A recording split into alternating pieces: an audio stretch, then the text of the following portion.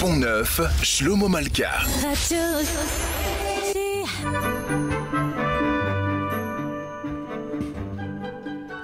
Pont-Neuf, le magazine hebdomadaire consacré à l'actualité des livres sur Radio J. Invité de Pont-Neuf, François Hesbourg pour son livre Un monde sans l'Amérique.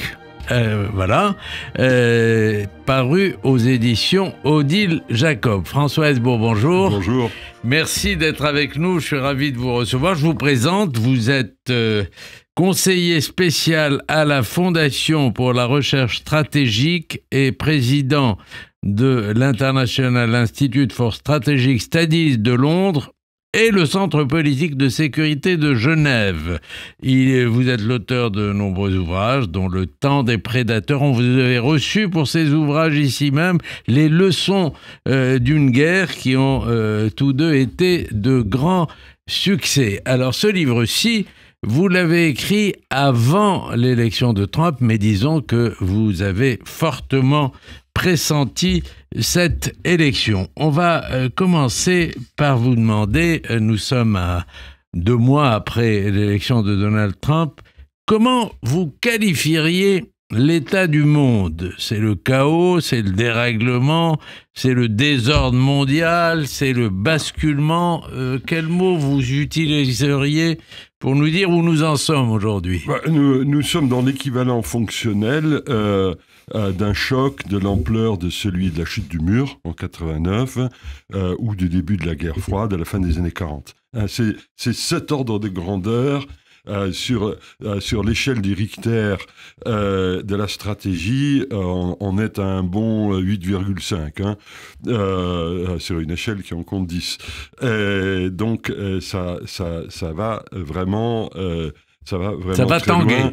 Et j'allais dire quand j'ai écrit ce livre, et les premiers lecteurs dans ma famille, chez l'éditeur, et ainsi de suite, disaient « Oh, qu'est-ce que t'es pessimiste », etc. Ben, le problème, c'est que non seulement je n'étais pas pessimiste, j'ai peut-être même été excessivement optimiste. C'est bien pire que ce que j'envisageais dans le livre. Même s'il y a quelques bricoles qui, à l'époque, avaient effectivement beaucoup surpris, mais qui se sont avérées exactes, telle la tentative d'annexion du Groenland par Trump. C'était déjà dans les tuyaux, donc je n'étais pas surpris, même si beaucoup d'autres personnes l'ont été. Vous dites quand même, enfin la thèse centrale de votre livre, c'est quand même celle du repli américain, et quand on observe les premières semaines de liesses, de discours, de signatures, de décrets, d'engueulades, est-ce que vous n'avez pas plutôt le sentiment d'une volonté de restaurer l'Empire américain? Non, c'est pas la restauration de l'Empire américain, c'est le démantèlement d'un projet impérial. Un projet impérial, a priori, suppose l'extension de la puissance et de l'influence. À Trump, ça ne l'intéresse pas du tout. Le réseau d'alliances américano-centrées qui a été bâti il y a près de 70 ans en Europe et en Asie était un élément substantiel du statut de superpuissance des États-Unis, évidemment un élément clé de la victoire de l'Occident dans la guerre froide. Trump est en train de défaire tout ça. Et la phrase, le membre de phrase qui peut résumer en anglais cette situation, c'est « America alone », l'Amérique seule. Est-ce qu'il y a beaucoup de pays qui aujourd'hui fassent confiance aux États-Unis? Est-ce qu'il y a beaucoup de milieux d'affaires qui fassent confiance aux États-Unis? Est-ce qu'il y a beaucoup d'épargnants qui fassent confiance aux États-Unis? Poutine? Oui, mais c'est une confiance négative. Il est tout à fait convaincu que Trump est en train de faire un travail remarquable, favorable aux intérêts de la Russie. Ça, c'est pas « Make America Great Again », ça, c'est « Make Russia Great Again ». Et Poutine, visiblement, joue sur cet instrument de musique un peu particulier que Trump, comme un violoniste sur son Stradivarius. Hein. Mais est-ce que vous, dans le constat, si vous voulez, puisqu'on en reste au constat pour l'instant, est-ce que vous n'avez pas le sentiment qu'on a une Amérique qui se rapproche de plus en plus de la Russie et qui se détache de plus en plus de l'Europe? Les États-Unis se comportent comme s'ils ne souhaitaient plus demeurer un État occidental. Et c'est pas simplement l'éventuelle connivence ou admiration mutuelle entre Trump et Poutine. Ça va beaucoup plus loin. Il faut être impitoyable avec les faibles et les alliés, avec les petits. Pourquoi? Parce que c'est tellement plus facile que d'être sympa avec eux. Et à l'inverse, ils traitent la Chine et la Russie avec les ménagements qui sont dus à leur rang. C'est Zelensky qui se fait lyncher à la Maison-Blanche. C'est pas Poutine. Alors, dans le livre, vous pressentez quand même le temps de la vengeance et la répression de tous ceux qui auront failli aux yeux de Trump. Est-ce que vous n'avez pas le sentiment que la gauche, Biden, Kamala Harris, le Parti démocrate sont totalement tétanisés par la conduite? Ils sont atomisés. Ils sont, comme on dirait dans les tontons flingueurs, c'est façon puzzle. Il y en a dans tous les coins, en petits morceaux, incapables de réagir de façon cohérente, incapables de porter un message alternatif, quel qu'il soit.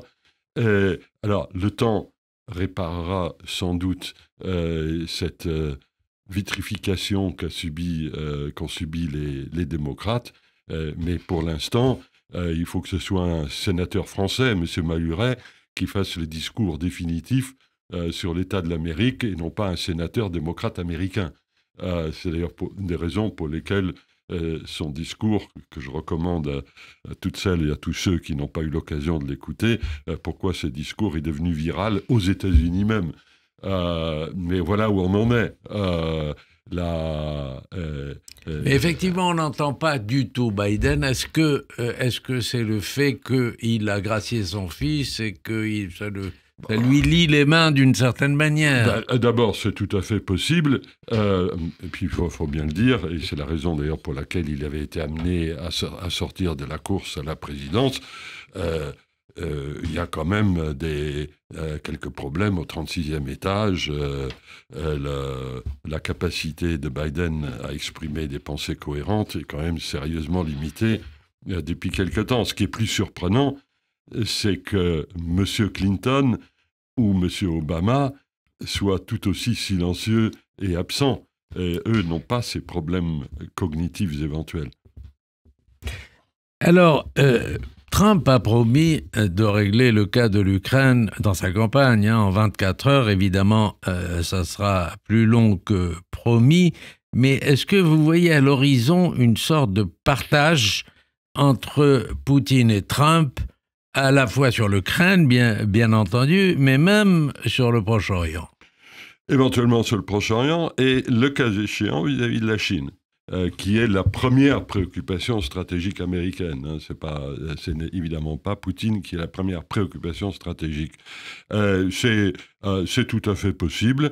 C'est une des raisons, sans doute, pour lesquelles Trump ménage Poutine. Il fait attention. Alors, certes, dans le jeu de la médiation, de la négociation, il faut au moins donner l'impression de ne pas être seulement d'un côté, mais le fait demeure que c'est Poutine qui se fait servir la soupe dans la négociation. Les garanties de sécurité, elles ont déjà disparu, avant même qu'elles n'aient commencé à entrer dans une quelconque négociation.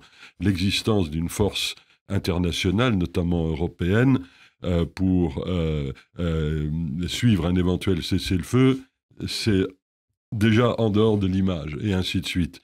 Et comme je le disais, c'est pas Poutine qui se fait lyncher dans le bureau ovale. Oui, et on a l'impression aussi que Trump se conduit de manière un peu curieuse pour quelqu'un qui veut être un entremetteur et qui donne toutes les cartes d'emblée à Poutine. Absolument. Je pense qu'il est fondamentalement plus intéressé par ce qu'il peut obtenir avec Poutine qu'il n'ait un intérêt particulier au contenu d'un éventuel accord concernant l'Ukraine. Je crois que l'Ukraine, pour parler de façon triviale, ils sont en mode tamponne quand même quelque part le coquillard. La Russie, il la prend au sérieux. Et ça, c'est évidemment une immense différence. Sur le Moyen-Orient, comme toujours, c'est plus compliqué. Parce que le Moyen-Orient, c'est compliqué. C'est plus compliqué que le reste. L'Ukraine, c'est simple. Il y a un envahisseur, il y a un envahi.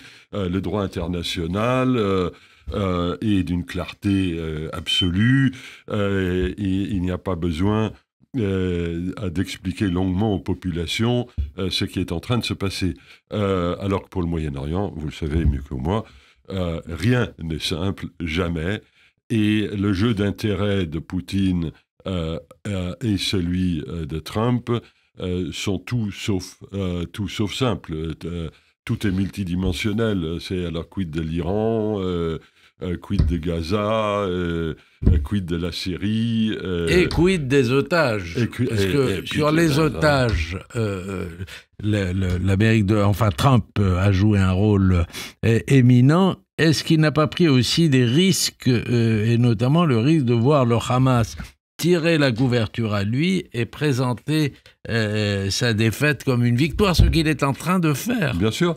Mais il faut dire aussi que les libérations d'otages qui sont intervenues ont été, il y a quelques semaines, le fait d'une action rare et dont il faut se féliciter et conjointe de l'administration Biden en voie de sortie et de l'administration Trump en voie d'entrée. Witkoff, l'envoyé américain en la matière, côté Trump, travaillait en liaison étroite avec les représentants de Biden. Et bien entendu, Trump s'en attribue la gloire et le mérite. Ça, j'allais dire, en politique, il y a des choses plus choquantes dans le monde. Et le grand problème pour Trump va devenir très vite, c'est déjà en train de devenir, quid de l'Iran. Pendant son premier mandat, Trump avait très imprudemment fait sortir les États-Unis de l'accord nucléaire de 2015, a ouvert la voie à l'enrichissement accéléré de l'uranium iranien, et l'Iran, comme chacun le sait, est à quelques semaines en termes de matière et à quelques mois en termes de militarisation des matières nucléaires. Donc si l'Iran décide de ne pas entrer en matière de négociation avec les États-Unis, la perspective d'un Iran nucléaire peut se rapprocher vraiment très vite. Je veux dire, ça fait longtemps qu'on le dit, y compris des gens comme moi disent oui, il y a déjà 15 ans, on vivait avec ce problème, mais le moment arrive où soit ils font pas. Si l'Iran veut, et si rien ne se met militairement ou politiquement en travers, l'Iran peut devenir une puissance nucléaire d'ici la fin de l'année. Alors, dans le livre, vous expliquez que l'attaque de fusées iraniennes contre Israël le 14 avril 2024 a été déterminante. Dans quel sens ? Dans le sens où, pour la première fois, l'Iran a confronté directement Israël. Du cœur du système de défense iranien au cœur du système de défense israélien, l'un contre l'autre en direct, pas de médiation, pas de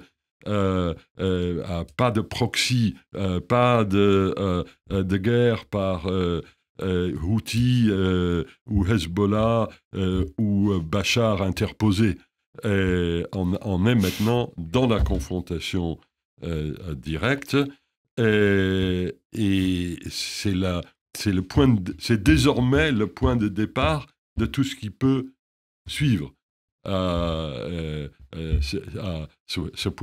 nouvelle donne stratégique, c'est que les comptes se régleront à ciel ouvert, si je puis dire, dans le sens le plus étymologique du terme, se régleront désormais à ciel ouvert, soit de manière militaire, avec éventuellement un Iran qui franchit le seuil nucléaire, ou un Israël avec ou sans les Américains qui tente d'en empêcher l'Iran, où il y a une nouvelle négociation qui démarre. Trump avec son... Comment dire Trump est un type rusé, mais je ne suis pas sûr que son type de ruse s'applique très bien au contexte moyen-oriental. Lorsqu'il a envoyé sa lettre aux Iraniens en disant on est tout à fait prêt à discuter avec vous, mais si vous ne voulez pas, vous allez en prendre plein la gueule. Hein. La réaction... Non, mais ça, il le dit aussi pour les otages. Exactement. C'est les portes de l'enfer qui vont s'ouvrir. Mais pour l'instant, on ne les voit pas s'ouvrir. On ne les voit pas s'ouvrir. Trump est, je pense, authentique et sincère lorsqu'il affirme ne pas vouloir commencer de nouvelles guerres. C'était vrai pendant son premier mandat, lorsque des casus belli ont été présentés par les Iraniens, en abattant des drones américains dans des conditions qui, en droit international, auraient permis aux États-Unis de riposter de façon violente. Lorsque les Iraniens avaient frappé les centres pétroliers de l'Arabie saoudite dans le cadre d'une opération remarquable à base de drones et de missiles de croisière, une très belle préfiguration, d'ailleurs au plan militaire, de ce qui est devenu ensuite la guerre d'Ukraine, quelques années plus tard. Et les Saoudiens s'imaginaient que Trump allait dire la cavalerie arrive, on vous aime, on va punir les Iraniens. La réponse de Trump, c'était, pour parler allemand, des Merden Sie sich. Et les Saoudiens ne l'ont pas oublié, d'ailleurs. Ça aussi, c'est un acte qui aura des conséquences dans la suite des opérations. Mais Trump risque effectivement d'être mis au pied du mur. C'est-à-dire si dans 3 mois, l'Agence internationale pour l'énergie atomique, qui a été assez pugnace et assez perspicace dans ses prévisions sur l'évolution du programme iranien, on n'est plus pendant les années 80-90 avec l'Irak et tout ça. Là, l'AIEA, elle fait le job. Chaque fois que les Iraniens augmentent la quantité et le taux d'enrichissement de l'uranium, elle le dit et elle l'annonce. Alors, si l'AIEA, dans 3 mois, dit « ça y est, les Iraniens ont de quoi militariser 3 ou 4 charges nucléaires et les monter sur leurs fusées », qu'est-ce qu'il fait, Trump? Qu'est-ce qu'il fait? Aujourd'hui, on n'en sait rien. Justement, on a du mal à saisir qui pilote quoi. Vous êtes le géopoliticien le mieux informé de France, mais tout de même, on voit Wittkopf qui va le matin à Gaza et au Proche-Orient et l'après-midi en Ukraine. Il y a un troisième larron qui prend contact directement avec le Hamas. On a du mal à lire ce qui se passe. Non, alors, ce qui est lisible, c'est que Trump ne fait confiance qu'à ses hommes liges. Ce n'est pas tout à fait un hasard si Wittkopf, c'est un promoteur immobilier. Il a un terrain conceptuel et opérationnel commun avec Trump. Et ça ne s'est effectivement pas trop mal passé lors de la négociation, il y a quelques semaines, sur les otages à Gaza. Mais c'est Trump qui décide. Et comment décide-t-il sur l'Iran? Je serais bien en peine. De temps en temps, il faut avouer son ignorance. Et là, je ne sais vraiment pas comment Trump gérerait une crise nucléaire provoquée par l'aboutissement du programme iranien. Sur ce que l'on sait du Trump tel qu'il a fonctionné dans le passé et sur la base de ses arguments de campagne et ainsi de suite, je serais plutôt enclin à penser qu'il refilerait le bâton merdeux à Israël, tout en apportant un soutien en matière de guerre électronique, en matière d'accompagnement cybernétique et ainsi de suite, important pour faciliter les choses aux Iraniens. Mais je ne pense pas que les armées américaines seraient invitées à mettre elles-mêmes les mains dans le cambouis. Finalement, elles ne prennent aucun risque, pas plus en Iran qu'avec l'Ukraine. Les Américains ne prennent aucun risque. Ah, absolument. Et ça, c'est Trump. Alors, la proposition visant à déplacer la population gazaoui vers l'Égypte et la Jordanie et la fameuse proposition d'ouvrir une Riviera à Gaza, sur laquelle je crois que vous avez ironisé un peu dans une déclaration récente à la télévision. Non, alors, à la décharge de Trump, il ne faut quand même pas partir du principe qu'il ne dit que des bêtises.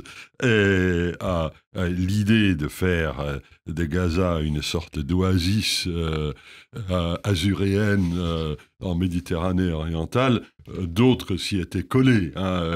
L'ancien patron de la Banque mondiale, Wolfensohn, il y a une dizaine d'années, Shimon Peres, quelques autres, avaient nourri ce genre de rêve ou de fantasme, je ne sais pas comment il faut l'appeler. Mais ce qui distingue Trump de tout un chacun, c'est son absolu, total manque d'empathie pour qui que ce soit.